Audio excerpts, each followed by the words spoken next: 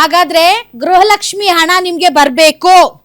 ಗೃಹಲಕ್ಷ್ಮಿ ಹಣ 2,000 ರೂಪಾಯಿ ನೀವು ತಗೊಳ್ಬೇಕು ಅಂದರೆ ಸರ್ಕಾರ ಈಗ ಬಯೋಮೆಟ್ರಿಕ್ ಅನ್ನ ಕಡ್ಡಾಯ ಮಾಡಿದೆ. ಈ ರಾಜ್ಯದ ಹೆಣ್ಣು ಮಕ್ಕಳೇ, ಬಯೋಮೆಟ್ರಿಕ್ ಕಡ್ಡಾಯ ಮಾಡಿದೆ. ಹಾಗಾದ್ರೆ ನೀವೇನ್ ಮಾಡಬೇಕು?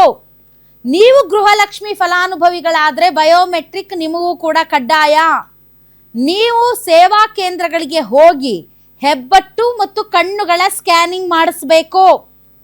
ಒಂದು ವೇಳೆ ನೀವು ಪರಿಶಿಷ್ಟ ಜಾತಿ ಮತ್ತು ಪಂಗಡಕ್ಕೆ ಸೇರಿದವರಾಗಿದ್ದರೆ ನಿಮ್ಮ ಜಾತಿ ಸರ್ಟಿಫಿಕೇಟ್ ಅಲ್ಲಿ ಬರುವಂತಹ RD ನಂಬರ್ ಕಡ್ಡಾಯ. ಹಳೆ ಜಾತಿ ಸರ್ಟಿಫಿಕೇಟ್ ಇತ್ತು, ಈಗ ಹೊಸ ಜಾತಿ ಸರ್ಟಿಫಿಕೇಟ್ ಆಗಿದೆ. ನೀವು OB ರಾಯನ್ ಕಾಲ್ ಜಾತಿ ಸರ್ಟಿಫಿಕೇಟ್ ಕೈಯಲ್ಲಿ ಬರ್ದಿರೋದಿದ್ರೆ ಅದನ್ನ ಈಗಲೇ ಬದಲಾಯಿಸಿಕೊಳ್ಳಿ. ಜಾತಿ ಸರ್ಟಿಫಿಕೇಟ್ ಕೂಡ ಈಗ ಡಿಜಿಟಲೈಸೇಷನ್ ಆಗಿದೆ. ಈ ಡಿಜಿಟಲೈಸ್ಡ್ ಆದಂತಹ ಜಾತಿ ಸರ್ಟಿಫಿಕೇಟ್ ಅಲ್ಲಿ ಒಂದು RD ನಂಬರ್ ಇರುತ್ತೆ.